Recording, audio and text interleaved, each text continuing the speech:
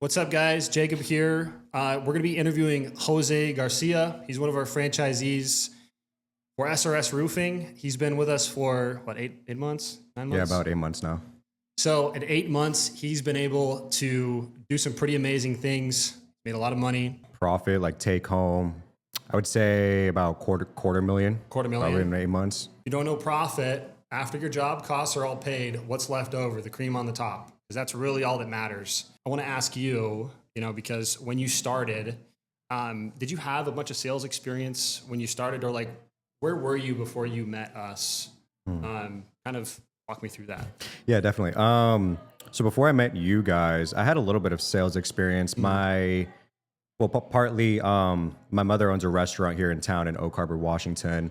I was put into like a manager position when we opened, so I learned a lot of trying to sell the business, right, the restaurant, and like how good it was, so on and so forth. So I had a little bit of sales experience there, but I also sold cell phones for a while at Verizon for cellular sales, so a little bit there. But the biggest one where I learned most of my things was at another company.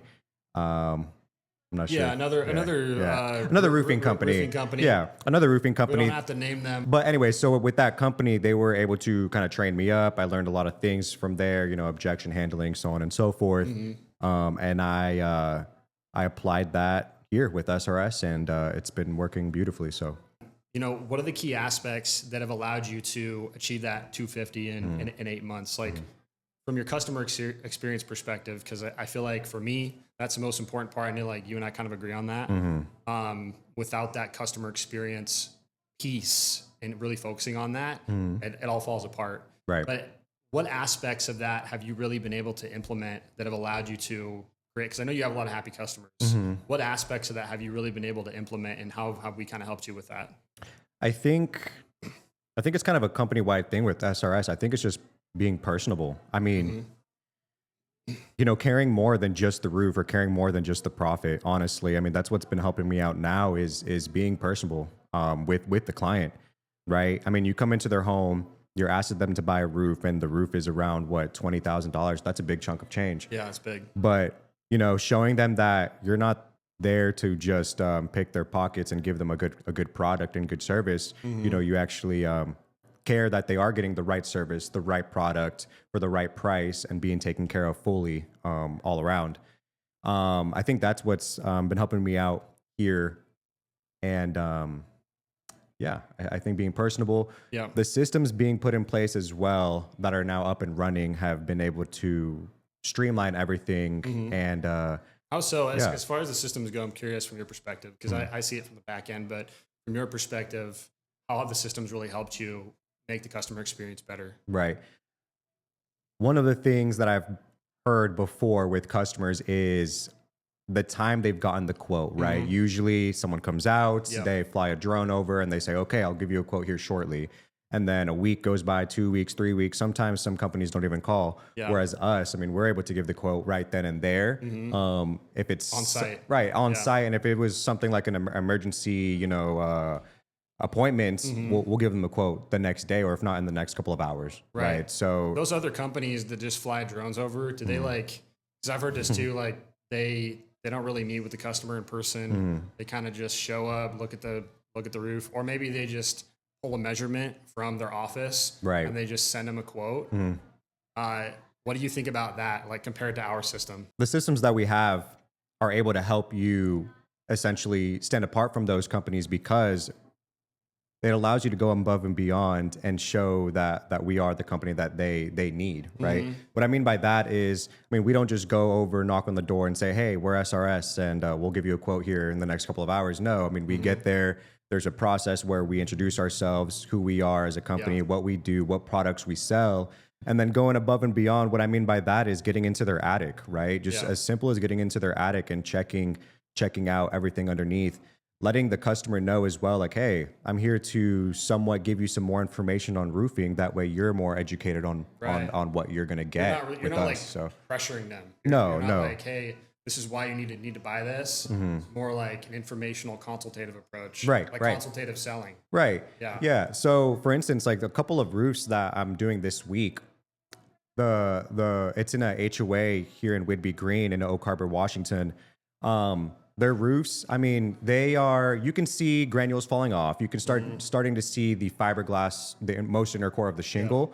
And I let them know, like, hey, you don't absolutely need this roof next week, right? But I mean, the risks from going on forward from when you got this roof freshly done to now forward, I mean, your risks are a lot higher of water intrusion, of things starting to fail, or it costing more in the future.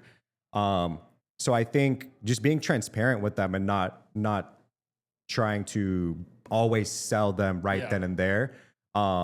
But also, I mean, of course, if they need it and it's actually, something that they need to change sooner than later, then of course, letting them know. Yeah, you might push a little bit more, but it's always in like, for me, it's always in good faith. It's like, you're never trying to sell them for you. You're trying to sell them for them. Right. It's for their reasons. It's like, dude, you need a roof and here's why. Here's all the evidence. Exactly, yeah. And then just laying out their options for them and presenting that and then letting them come to you rather than like, I don't know, other companies maybe you have worked at previously where it's like, what's the term, cops or contracts? Where it's like you either get the cops called on you or you get a signed contract. Yeah. That to me is crazy. But yeah, so I guess let's fast forward like from where you were 8 months ago to where you are now. How have things changed for you, not just in your business, but also in your personal life as well? Like, what does that look like right now? Well, I've been able to, of course, make more income or more money, right? Yeah. Let's just be clear, just more money. I've been able to move my family from an apartment to an actual house with a yard, right? So that's nice. That's a plus. I have 2 daughters. I have 2 daughters and a wife, and I'm able to buy them what they need whenever they need it at any time.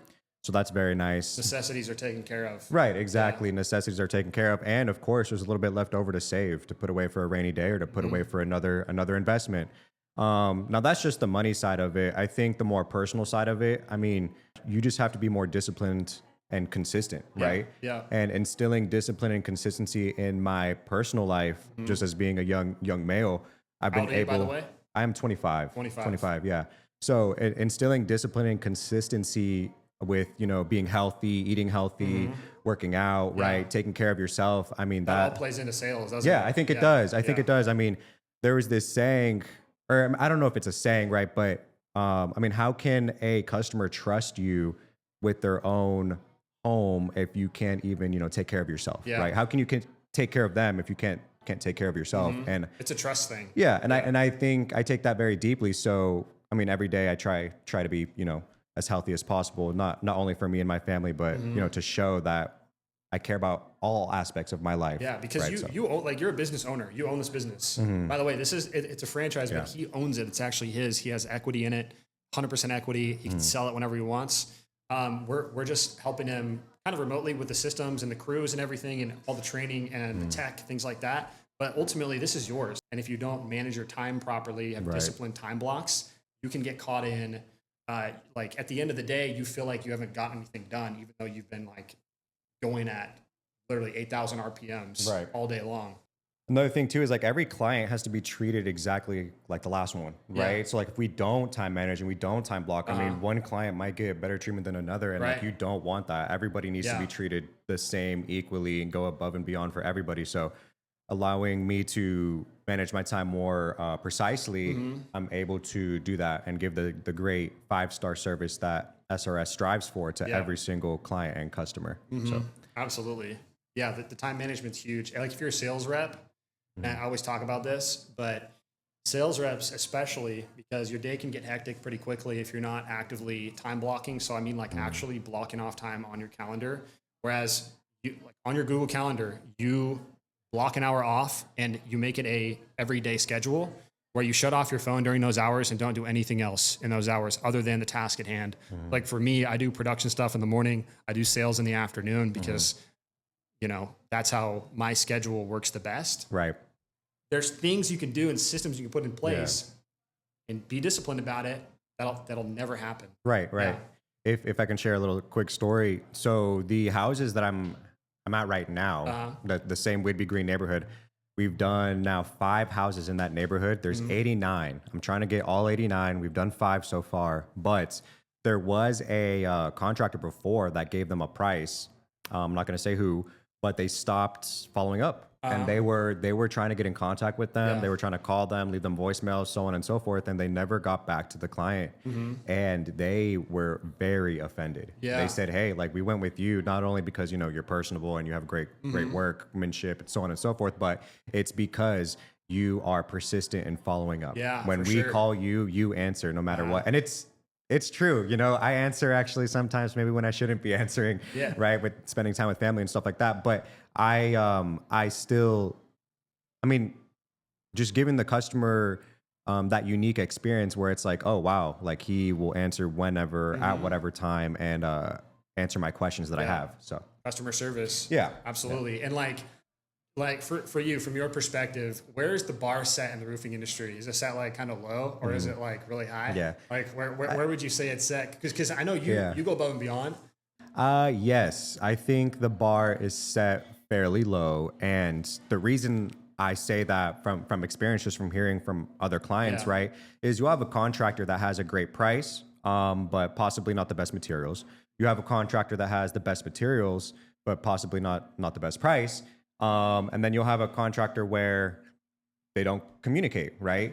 I mean, for us, SRS, we're trying to raise the bar and continually raise the bar to incorporate all three, right? Great quality products, great pricing, and of course, communication, not only from just the beginning and, oh, they signed the contract and you're done. No, from the beginning, signing the contract, all the way to the end, to where you shake their hand one last time and tell them, hey, Yeah. thanks for choosing us, right? Absolutely. So yeah, it's a whole process that we have to take care of. That's a huge part of this, right? Like this whole company was started, and Jose has a franchise. We're opening up locations all over the United States, but this was all started because of that exact reason, because of poor customer experience. Yeah. The founders of SRS Roofing were looking for a roof, somebody to help them with their roof. They called 4 companies. All of them fell through due to the companies not communicating, high pressure sales, all the reasons that cause roofing companies to have a negative customer experience. And they saw an opportunity to make it better. And the bar is set so low in the roofing industry that if you are somebody who cares about people and you are committed to that, the bar is set so low that you just do that, you'll win. Yeah. If you just do that, you can win. And Jose's living proof of this. Like all the leads that Jose's got for the last 8 months are pretty much all just his hustle. Yeah. And so he's like from the ground. And by the way, did you have a super extensive roofing experience before this?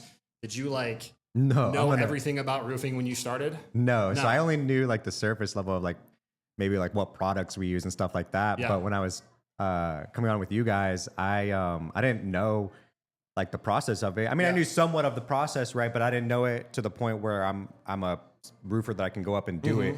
But after seeing how the guys work and communicating with our crews and talking to them and actually doing some of the work myself because I want to know how to do it and learn, I've been able to learn more and more. And with that, with me learning more, our clients learn more. So yeah. Do you think that people who are thinking about joining, do you think they need all that experience to be able to join?